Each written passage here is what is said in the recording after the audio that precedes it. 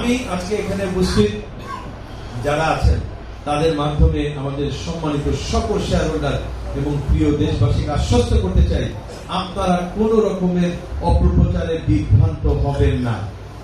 Istanbul তার লক্ষ্য পানে নির্দিষ্ট কমিটমেন্ট অনুযায়ী নির্দিষ্ট সময় আপনাদের প্রজেক্ট আপনাদের হাতে হস্তান্তর করবে ইনশাআল্লাহ।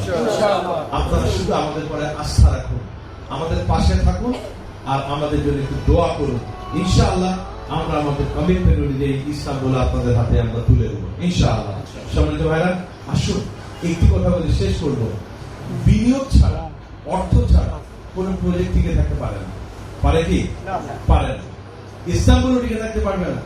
কিন্তু ইস্তাম্বুলের উপরে মানুষের যে আস্থা এবং বিশ্বাস, ইস্তাম্বুলের উপরে মানুষের যে গভীর আস্থার যে জায়গা থেকে মানুষ আজকে মাত্র 8 মাসে আমরা আজকে 20,000 মানুষের একটি পরিবার, আমাদের যে নির্দিষ্ট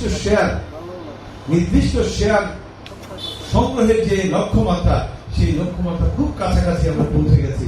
আর সামান্য কিছু শেয়ার আমাদের বাকি আছে, এগুলি বিক্রি হয়ে গেলে ইনশাআল্লাহ আমরা এই ইস্তাম্বুলের কাজ মাঝামাঝি অবস্থায় রেখে এদিকে একটি দৃশ্যমান অবস্থায় নিয়ে গিয়ে ইস্তাম্বুলের দ্বিতীয় প্রজেক্ট আমরা শুরু করবো ইনশাআল্লাহ।